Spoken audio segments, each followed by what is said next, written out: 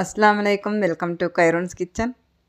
ராஜ உணவாக காலை நேரம் என்ன எடுத்துக்கிட்டோம், எம்டி ஸ்டொமக்கில் என்ன எடுத்துக்கிட்டோம் அப்படிங்கிறத மினி விளாக் பார்த்துடலாம் வாங்க. எம்டி ஸ்டொமக்கில் ஒரு ஜூஸ் எடுத்துக்கிறது வழக்கமாயிட்டுருக்கு இல்லையா?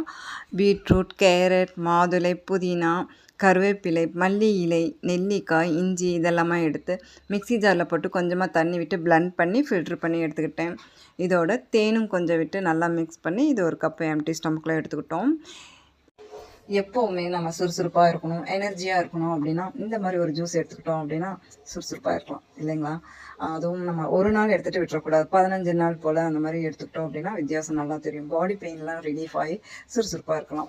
ஹெல்த் பெனிஃபிட் உள்ள இந்த ஜூஸ் அருமையாக இருக்குங்க. டேஸ்ட்டும் அருமையாக இருக்கும். நீங்களும் ட்ரை பண்ணி பாருங்கள். அடுத்து ராஜா உணவுக்கு ரெடி பண்ணிகிட்ருக்கிறேன். நொங்கு பாலும் ரெடி ஆயிடுச்சு. அவல் புலாவும் ரெடி பண்ணிகிட்ருக்கிறேன். சோறு மாதிரியே இருக்குது பாருங்கள். அவல் கொஞ்சம் சாப்பிட்டாலும் வயிறு கும்முன்னு ஆயிரும். அவ்வளோ டேஸ்ட்டாகவும் இருக்கும், ஹெல்த்தியும் கூட. இப்போ ராஜா உணவு அசம்பிள் பண்ணிடலாம். இந்த வீடியோ உங்களுக்கு பிடிச்சிருந்தாலோ அல்லது உங்களுக்கு யூஸ் ஆகிற மாதிரி இருந்தாலோ சப்ஸ்கிரைப் பண்ணிக்கோங்க. நம்ம சேனலுக்கும் சப்போர்ட் கொடுங்க. உங்கள் ஃபேமிலி ஃப்ரெண்ட்ஸுக்கும் ஷேர் பண்ணுங்கள்.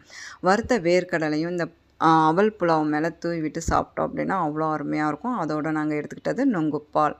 இதுதாங்க எங்களுடைய காலை நேரம் ராஜா உணவு. இன்ஷா அல்லாஹ் அடுத்த வீடியோவில் பார்க்கலாம்.